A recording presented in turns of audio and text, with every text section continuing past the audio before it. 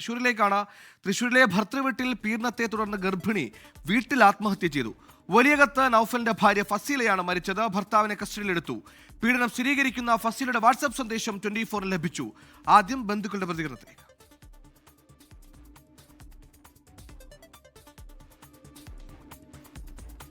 2 മാസം മുമ്പ് ഒരു ചെറിയ പ്രശ്നം ഉണ്ടായി. ആ പ്രശ്നം ഉണ്ടായപ്പോൾ വാപ്പ അറിയിച്ച വാപ്പ വരാൻ പോയപ്പോൾ പറഞ്ഞു വാപ്പ വരണ്ട, ഇവിടെ ഇനി വന്നിട്ട് നിങ്ങളും കൂടി ഇപ്പോൾ ഒരു പ്രശ്നം ഉണ്ടാക്കേണ്ട, ഇങ്ങനെ കുട്ടിക്ക് ഇതിൻ്റെ തലയിട്ട് വീണ് കൊണ്ടുവയ്ക്കണമെന്ന് പറഞ്ഞത്. അവിടെ വരുമ്പോഴാണ് സംഭവം അറിയുന്നത്. കറക്റ്റായിട്ട് ഉമ്മ അറിയണതും ഇവള് ഗർഭിണിയാണെന്ന് അറിയണതും അപ്പോഴാണ്. ഇന്നലെ അവൻ ഈ ഹോസ്പിറ്റലിൽ ഈ പയ്യൻ വന്നിരുന്നു. അവിടെ ഒരു ഇഷ്യൂ ഉണ്ടായി. എന്നെ കുരക്കി പിടിച്ചപ്പോൾ എനിക്ക് പറ്റിപ്പോയി എന്ന് പറഞ്ഞു. ഇതാണ് അവൻ പറഞ്ഞ വാക്ക്. അതെന്താണ് പറ്റിയതെന്നൊന്നും നമുക്കറിയില്ല. പിന്നീട് അവൻ പറഞ്ഞു ഞാൻ ചവിട്ടിയിട്ടുണ്ടെന്ന് അവൻ തന്നെ പറഞ്ഞത് അവിടെ വെച്ച്. സൂരജ് സജി തൃശ്ശൂരിൽ ചെയ്തു. സൂരജ്, ദിനേന എന്ന പോലെ നമ്മൾ കേൾക്കുന്ന വാർത്തകളാണ്. ഇത്തരത്തിലുള്ള സംഭവങ്ങൾ ആവർത്തിക്കുന്നു, നമ്മളെ ഭയപ്പെടുത്തുന്നു. എന്താണ് ഫസീലയുടെ കാര്യത്തിൽ സംഭവിച്ചത്? ഇപ്പോൾ ഭർത്താവ് കസ്റ്റഡിയിലാണോ? എന്തൊക്കെയാണ് പോലീസിൽ നിന്ന് നമുക്ക് ഇതും സംബന്ധിച്ച് ലഭിക്കുന്ന വിവരങ്ങൾ? ഫസീലയുടെ ശബ്ദ സന്ദേശങ്ങൾ എന്തൊക്കെ കാര്യങ്ങളാണ്? ഫസീൽ നേരിട്ട് എന്തൊക്കെ യാതനകളാണ് തുറന്നു പറയുന്നത്?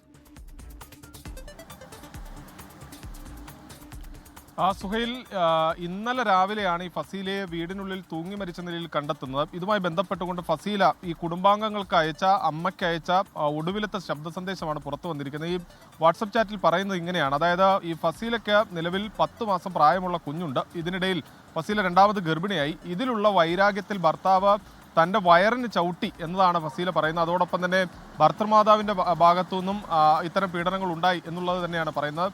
അവർ ഇവരെ ഉപദ്രവിച്ചു, അതോടൊപ്പം തന്നെ ചില കാര്യങ്ങൾ ചീത്തയടക്കം പറഞ്ഞു. അതുകൊണ്ട് തന്നെ ജീവിതം അവസാനിപ്പിക്കുകയാണ് എന്നുള്ളതാണ് ഈ ഫസീല ഈ കുടുംബാംഗങ്ങൾക്ക് അയച്ച ഈ സന്ദേശത്തിൽ പറയുന്നത്. പിന്നാലെ ഫസീല ആത്മഹത്യ ചെയ്യുകയും ചെയ്തു.